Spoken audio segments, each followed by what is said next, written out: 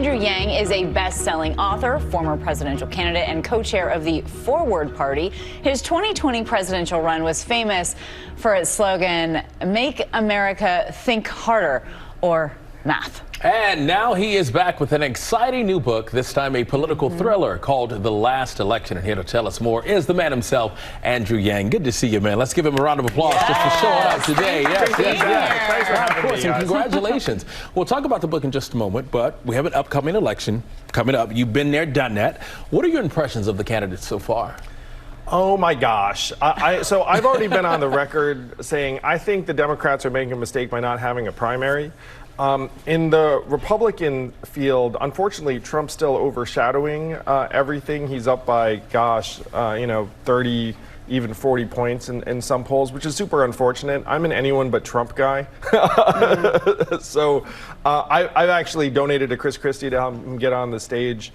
But unfortunately, the rematch that most Americans aren't too pumped about, the Biden-Trump rematch, looks like it may be coming our way. It certainly does. And you've been in this seat before when you were running. You sort of know what's going on. And you've written about how it messed with your head a little bit. And a lot of that even had to do with the people on your own team, right? How they treated you and reacted to you.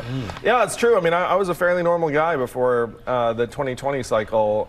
But then you're surrounded by folks who are investing their careers in your success, and it ends up pushing you in particular directions. That's actually one of the things we try and put in The Last Election to show people the internal dynamics, because what you see is the candidate on screen, but there's like a whole operation around him or her.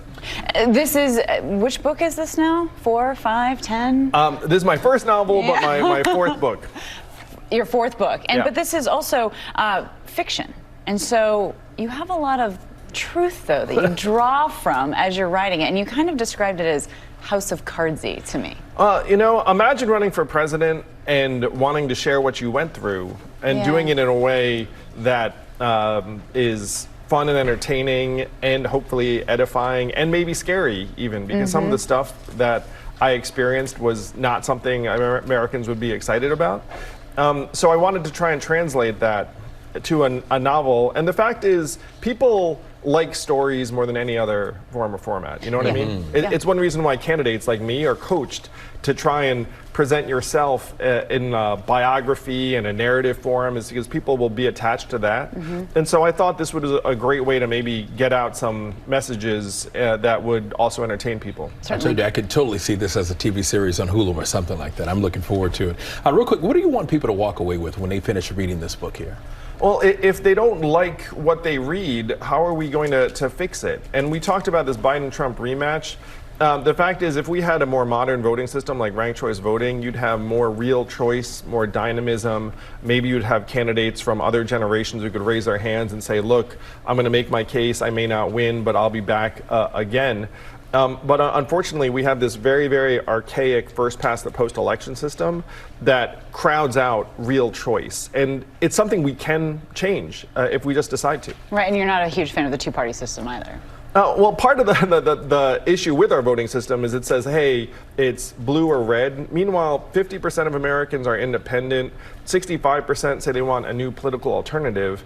And the best way to actually have that alternative is to have a more modern voting system like ranked choice voting, so you can vote for whomever you want without someone bullying you. Interesting. All right, good to see you, Ben. Thank you so much for being here. Of course, great to be back. Andrew Yang, thank you again. The Last Election comes out September 12th. You can grab your copy wherever books are sold, or you can try and steal DeMarco's if you want. Nah, I'm keeping mine. It's mine.